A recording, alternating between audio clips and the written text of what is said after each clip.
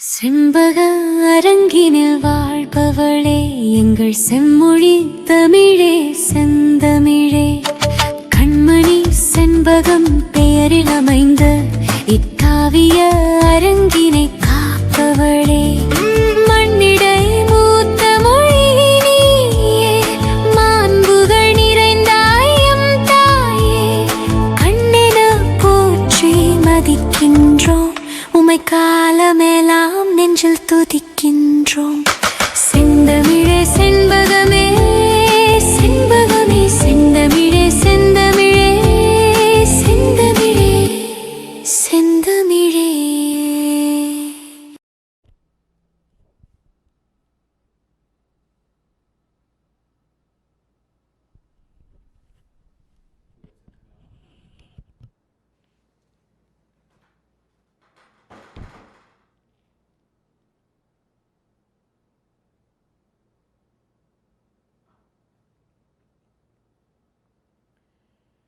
ஒரு விளையாடலை ஓதும் அன்பர்தம் கருவிளையாடலை காயும் காரணன். இறைவனது பொற்பாத கமலங்களை வணங்கி இணைய வழியாக சந்திக்கின்ற தமிழ் நெஞ்சங்கள் அனைவருக்கும் இனிய வணக்கம். பூலோக வைகுண்டமாக அமைந்திருக்கக்கூடிய திருவரங்கத்தில் ராசவேலர் செண்பக தமிழரங்கின் வாயிலாக சில மாதங்களாக செய் தொண்டர் புராணம் என்ற ஒரு அருமையான நூலினை பற்றி சிந்தித்து கொண்டு இருக்கின்றோம். செய் தொண்டர் புராணம் என்பது முருகன் அடியார்களை பற்றி எடுத்துரைக்கக்கூடியதான ஒரு சிறப்பு வாய்ந்த நூலாக அமைகிறது. அந்த நூலில் அகத்தியர் உள்ளிட்ட பல்வேறு முனிவர்களை குறித்து சிந்தித்து வந்த வேளையில் அதற்கு அடுத்ததாக நாம் இப்பொழுது நக்கீர தேவநாயனார் குறித்து பார்க்க இருக்கின்றோம். இந்த நக்கீர தேவநாயனார் குறித்து செய்தொண்டர் புராணமானது, அதாவது செய்தொண்டர் புராணம் செய்தொண்ட தொகை, எப்படி அங்கு திருத்தொண்ட தொகையில் அடியார் பெருமக்கள் அனைவரும் போற்றப்படுகிறார்களோ அதனை போன்றே இங்கும் அந்தமிழ் சீர் நக்கீரர் அடியார்க்கும் அடியேன் என்று செய்தொண்ட தொகையானது நக்கீர தேவநாயனார் குறித்து போற்றுகின்றது.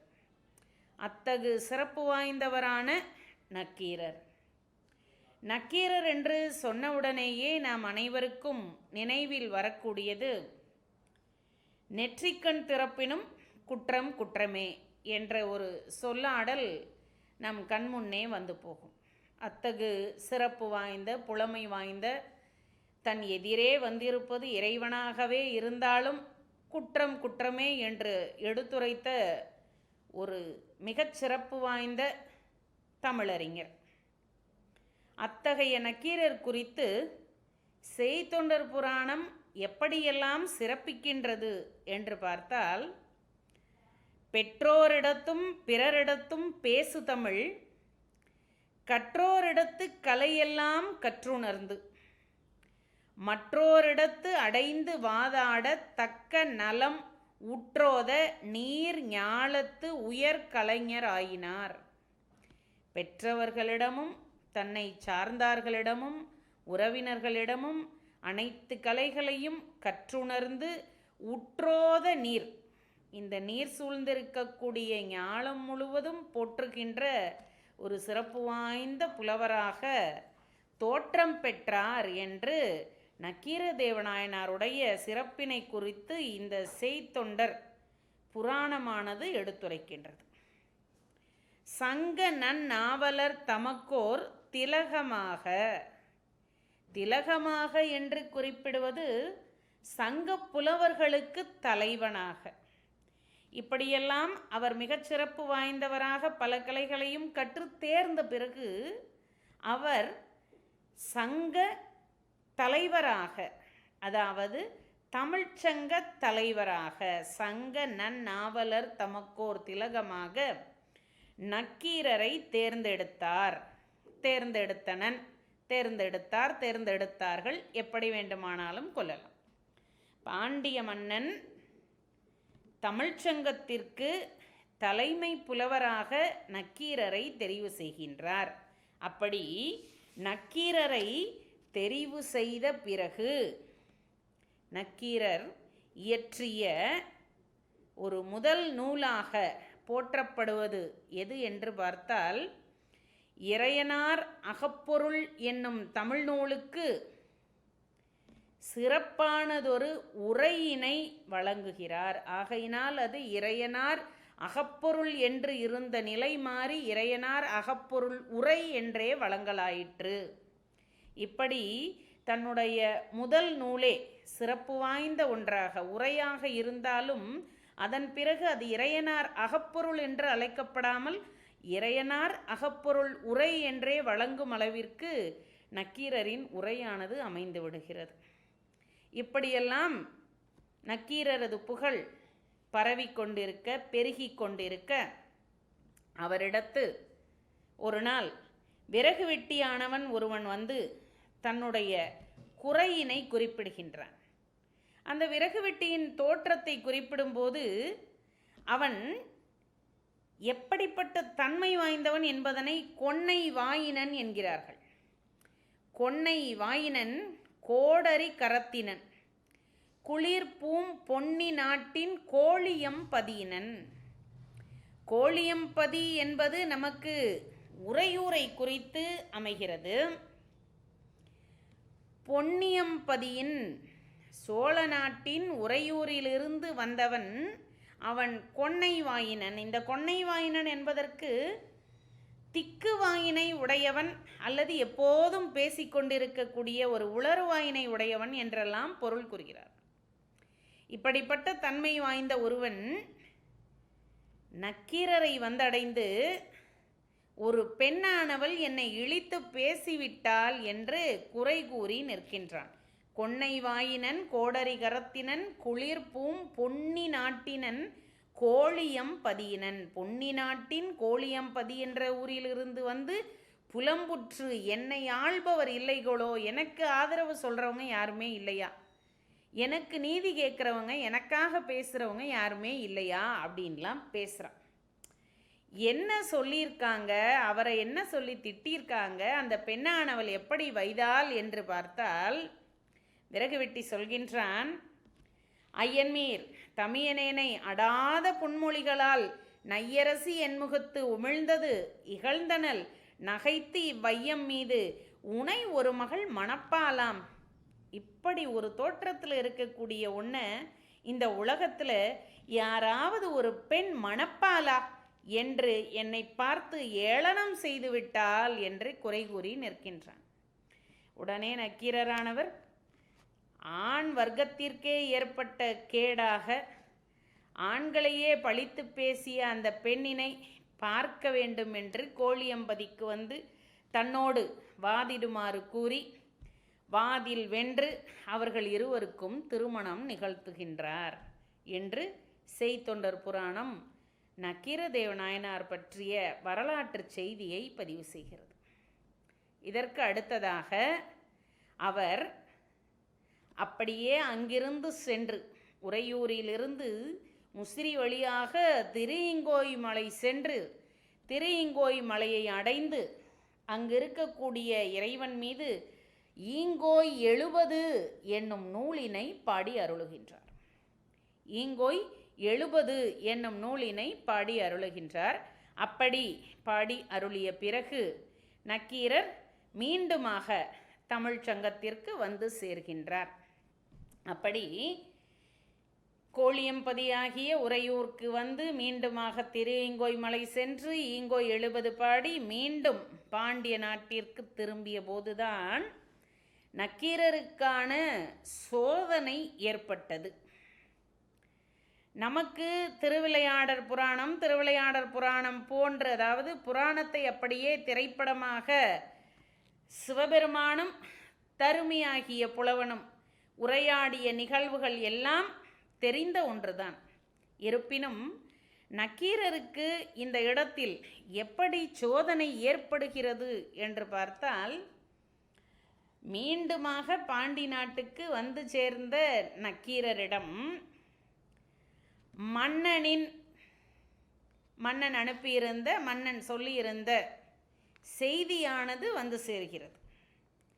மன்னன் என்ன கூறியிருக்கின்றான் என்றால், தனக்கு ஏற்பட்ட ஐயத்தினை போக்குகின்ற புலவர்களுக்கு பொற்காசு வழங்கப்படும், 1000 பொற்காசு வழங்கப்படும் என்று கூறியிருக்கின்றார். இந்த செய்தியை தான் ஊருக்கு சென்றிருந்த காரணத்தினால் இப்போதுதான் அறிகின்றார் நக்கீரர். அந்த செய்தியையும் யார் மூலமாக தெரிந்து கொள்கிறார் என்று பார்த்தால், கோவிலில், மதுரை கோவிலில் சொக்கநாதர் ஆலயத்தில் தருமி என்ற வறுமையுற்ற ஒரு புலவன் அங்கும் இங்குமாக ஓடிச் சென்று, என்னுடைய வறுமை தீர்ந்து விடாதா, மன்னன் கொடுக்கின்ற பொற்காசுகள் எனக்கு கிடைத்து விடாதா, எப்படியாகிலும் நான் உன்னுடைய கருணையினால் பாட்டு எழுதிவிட மாட்டேனா என்றெல்லாம் புலம்பிக் கொண்டிருப்பதனை கேட்டு என்ன நிகழ்ந்தது, மன்னன் கூறிய செய்தி என்ன என்பதனை எல்லாம் கேட்டு அறிகின்றார். அப்போதுதான் அவர் ஒரு பாடலை இயற்றி தருமி ஆகிய புலவரிடம் கொடுத்தனுப்புகிறார். நாம் அறிந்த பாடல், கொங்குதேர் வாழ்க்கை அஞ்சிரை தும்பி காமம் செப்பாது கண்டது மொழிமோ என்று வருகின்ற பாடலை எழுதி இறைவனுக்கு, அதாவது மன்னருக்கு ஏற்பட்டிருக்கக்கூடிய சந்தேகத்திற்கு புலவர்கள் யாராவது ஒருவர் விடை தர வேண்டும், அந்த விடை பாடலாக அமைந்திட வேண்டும் என்பது செய்தி. அந்த வகையில் புலவர்கள் யாராவது தன்னுடைய ஐயத்தை போக்கும் அளவிற்கு பாடலை ஏற்றி கொண்டு வந்தால் அவர்களுக்கு 1000 பொற்காசுகள் தருவதாக மன்னன் பறையறிவித்திருப்பதாக அறிகின்றார். இது இப்படி இருக்க, இந்த செய்தியினை கேட்ட பல்வேறு புலவர்களும் எப்படியாகிலும் தாங்கள் ஒரு பாடலை இயற்றி மன்னனது ஐயத்தை போக்கி தாங்கள் இந்த பரிசினை பெற்றுவிட வேண்டும் என்று பாடுபடுகின்றனர்.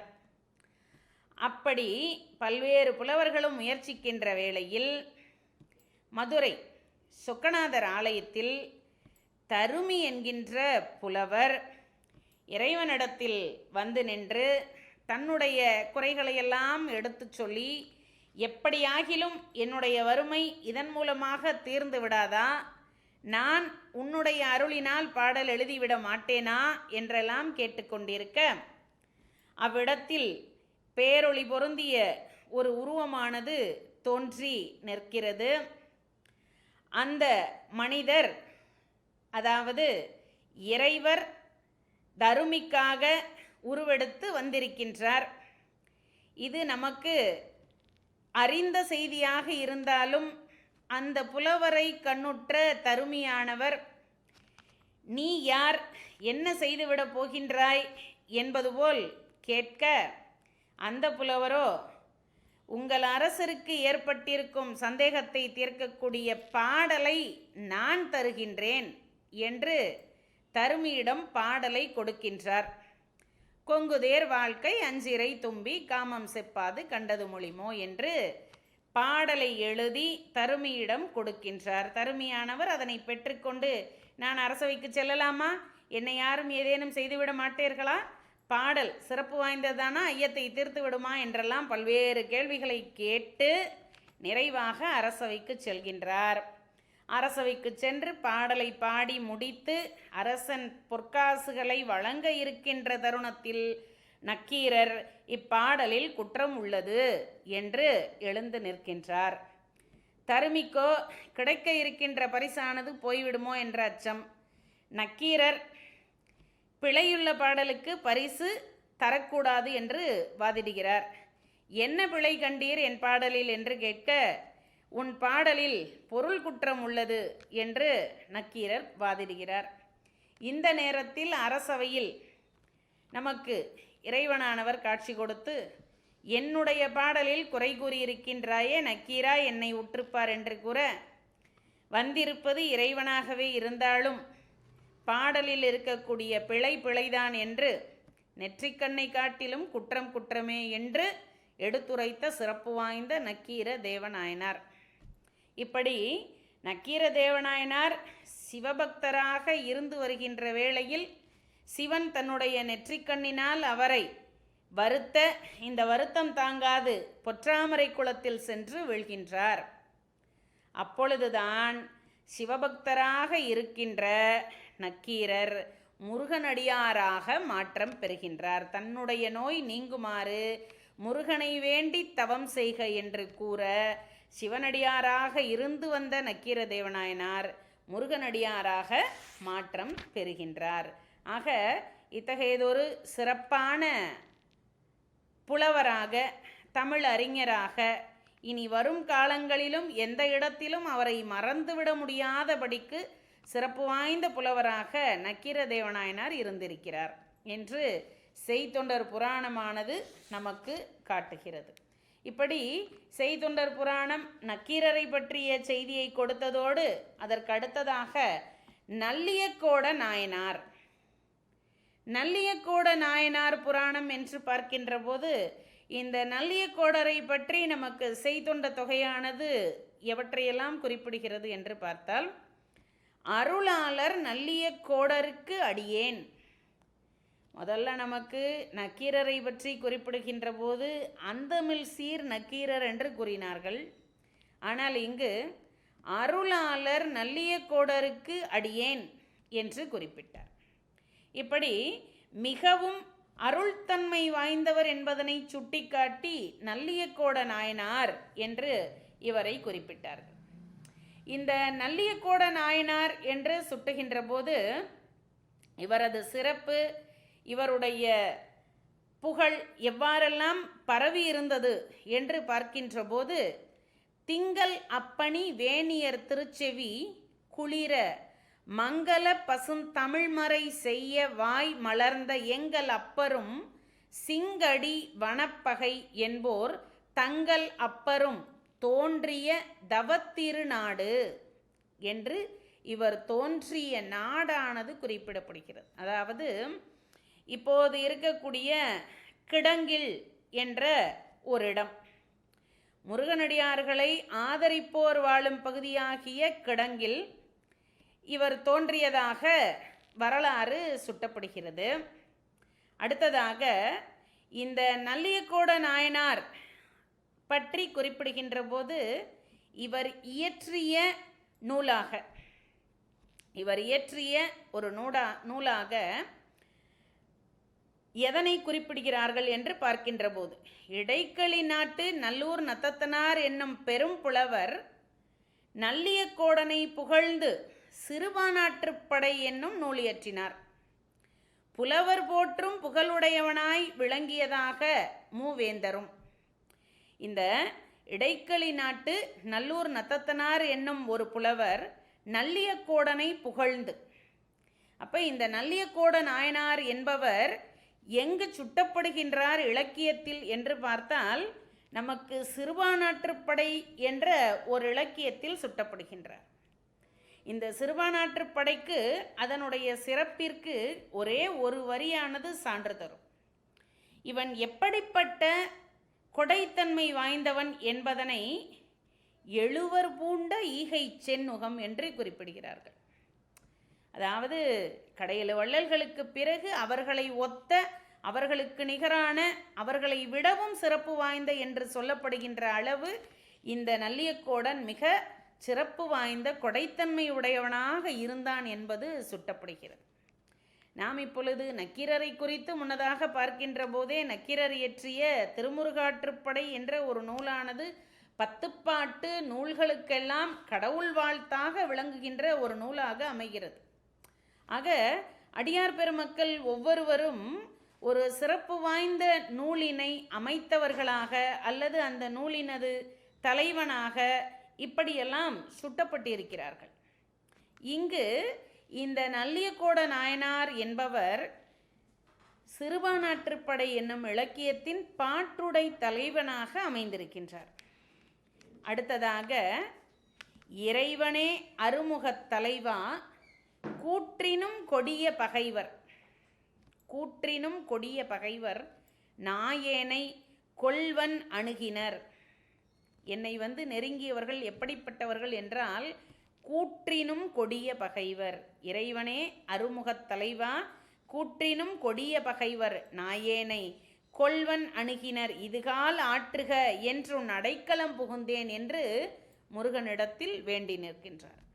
ஆக இவருடைய சிறப்பாக நமக்கு இந்த முருகனடியார்கள் வரலாற்றில் சொல்லப்பட்டிருப்பது ஆற்றுப்படை நூல்களுள் ஒன்றாக விளங்கக்கூடிய சிறுவானாற்றுப் படையின் பாட்டுடை தலைவனாக இருந்த நல்லியக்கோடன் என்பதனை இந்த நூலின் வாயிலாக நாம் அறிந்து கொள்ளலாம்.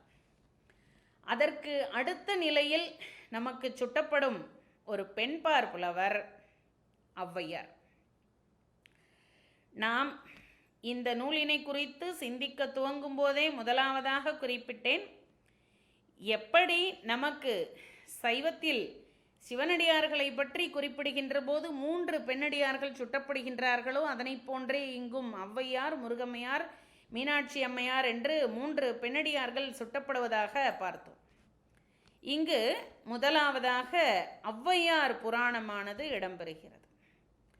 இங்கு ஔவையார் புராணமானது இடம்பெறுகிறது என்று பார்த்தால் செய்தொண்ட தொகையில் ஔவையாரை குறித்து என்ன சொல்கிறார்கள், குறிப்பிடுகிறார்கள், எவ்வாறு சிறப்பிக்கின்றார்கள் என்று பார்த்தால் ஔவையார்க்கு அடியேன் என்று சொல்கிறார். ஏனென்றால் நமக்கு ஔவையாரை பற்றி அதிகம் அனைவருமே அறிந்திருப்போம். அப்படிப்பட்ட ஒரு சிறப்பு வாய்ந்த புலவராக ஒற்றை வரியில் கருத்துக்களை எல்லாம் உலக நீதியாகவும் கொன்றைவேந்தனாகவும் நமக்கு கூறியிருக்கின்ற ஒரு சிறப்பு வாய்ந்த புலவராக அறிவோம். ஆகையினால் இங்கு ஔவையார்க்கு அடியேன் என்று செய்தொண்ட தொகை ஔவையாரின் சிறப்பு பேசுகிறது. இப்படி ஔவையாரை பற்றி குறிப்பிட வருகின்ற போது, அவரது சிறப்பினை எடுத்து எம்புகின்ற போது முதலாவதாக சொல்லப்படுவது ஆத்திச்சூடி என்ற நூலினை இயற்றிய சிறப்புக்குரியவர். குமரவேல் அருள் முன்னிற்க கூறினார் கொன்றைவேந்தன். ஆத்திச்சூடியை இயற்றிய பிறகு குமரனருள் முன்னிற்க கூறினார் கொன்றைவேந்தன் என்று கொன்றைவேந்தன் குறித்து எடுத்துரைக்கிறார்கள். அதற்கு அடுத்ததாக ஆறுமுக இறையருள் முன்னிற்க மூதுரை வழங்கினார். இவையெல்லாம் ஔவையார் இயற்றிய நூல்கள் என்பதற்காக ஔவையாரது சிறப்பு குறித்து அவரது நூல்களை எடுத்துரைக்கிறார். இப்படி ஔவையாரை பற்றி எடுத்துரைத்து கொண்டே வருகின்ற போது அன்பு, நட்பு, கருணை, நேர்மை, நற்பண்பு இவைகளையெல்லாம் உள்ளடக்கியதான மற்றொரு நூலினையும் அவர் இயற்றினார்.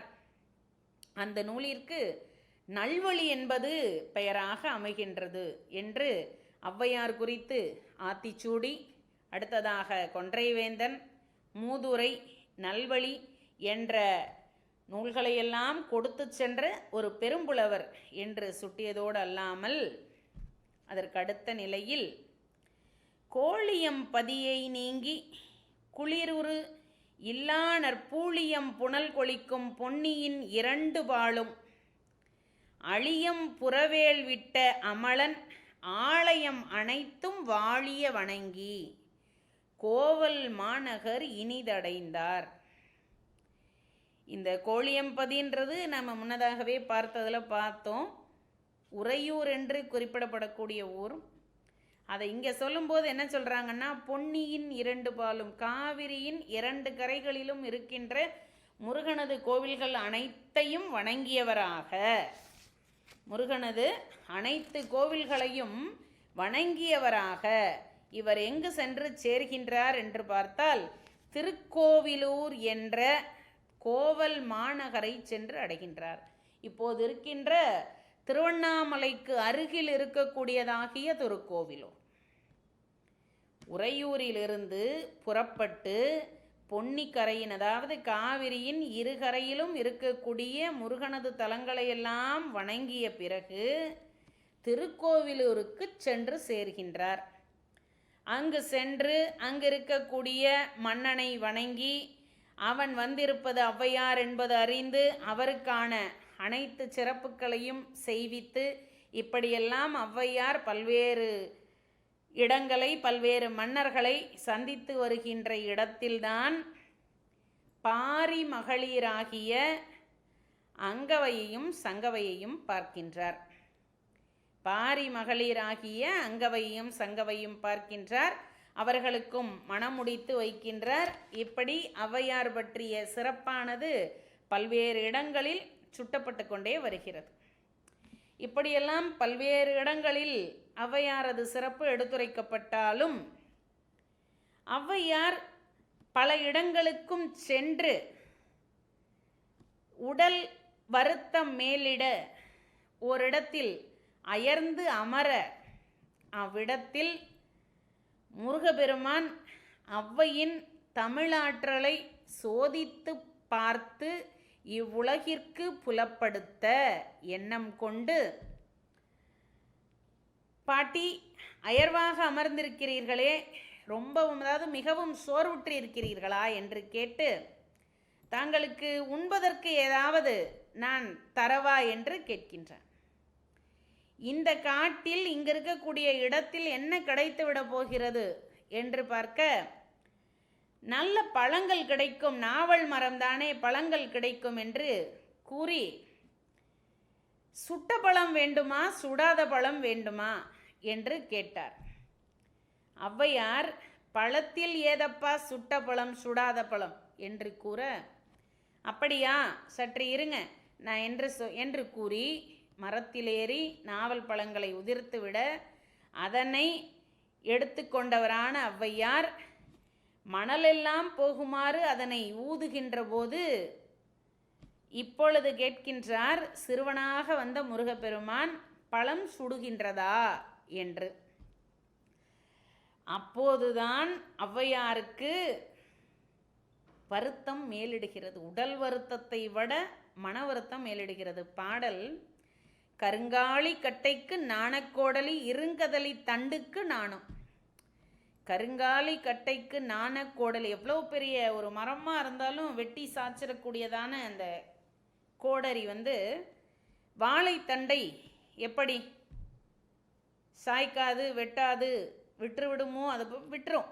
நமக்கு இந்த கோல் பஞ்சில் பாயாது நெட்டிருப்பு பாறைக்கு என்று சொல்லக்கூடிய அடுத்து வர பாடல்ல, பெருங்கானில் காரெருமை மேய்க்கின்ற காளைக்கு நான் தோற்ற.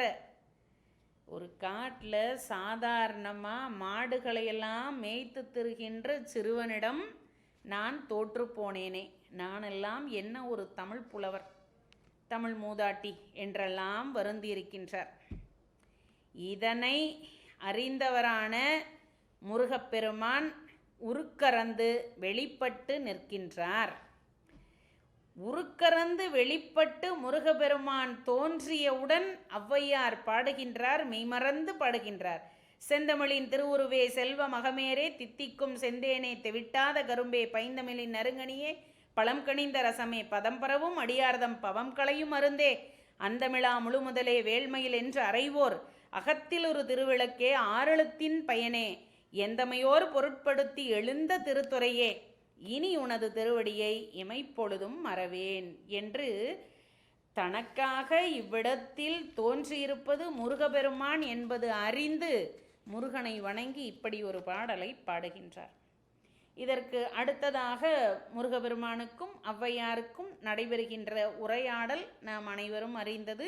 முருகப்பெருமான் ஔவையாரிடத்தில் அவருடைய தமிழ் புலமையை சோதித்து இனியது எது, கொடியது எது, பெரியது எது, அரியது எது என்றெல்லாம் கேட்க, அவை அனைத்திற்குமாக இனியது என்று கேட்கின்ற பொழுது இனிது இனிது ஏகாந்தம் இனிது என்றும், கொடிது கொடிது வறுமை கொடிது என்றும், அதனினும் கொடுமை இளமையில் வறுமை என்றும், பெரியது கேட்கின்ற போது பெரிது பெரிது புவனம் பெரிது, புவனமோ நான்முகன் படைப்பு, நான்முகன் கரியமால் உந்தி வந்தோன், கரியமாலோ அலைகடல் துயின்றோன், அலைகடல் குறுமுனி அங்கையில் அடக்கம், குறுமுனியோ கலசத்தில் பிறந்தோன், கலசமோ புவியில் சிறுமன், புவியோ அரவினுக்கு ஒரு தலை பாரம், அறவோ உமையவள் சிறுவிரல் மோதிரம், உமையோ இறைவர்தம் உள்ளத்து ஒடுக்கம், இறைவரோ தொண்டர்தம் உள்ளத்து ஒடுக்கம் என்று தொண்டர்களின் பெருமையெல்லாம் இனி வரும் காலங்களில் இதனை விடுத்து யாரும் கூற முடியாது என்று சொல்லும் அளவிற்கு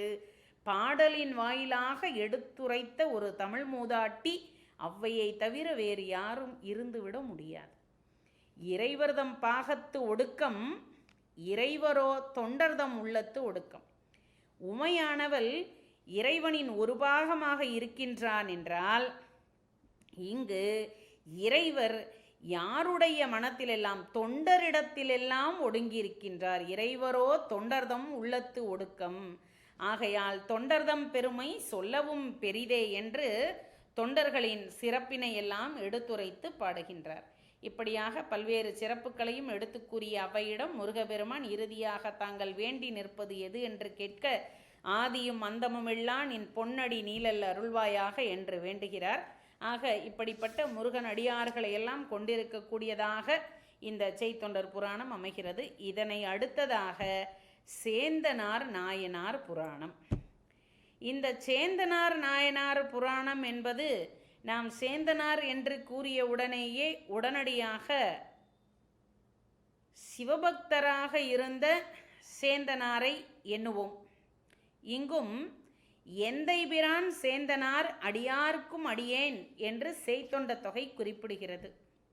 இப்படி சேந்தனார் குறித்து கூறுகின்ற போது நாம் சிவபெருமானையும் சிவபெருமானுக்கு களி கொடுத்தவராகிய சேந்தனாரையும் திருப்பல்லாண்டையும் மறந்துவிட முடியாது.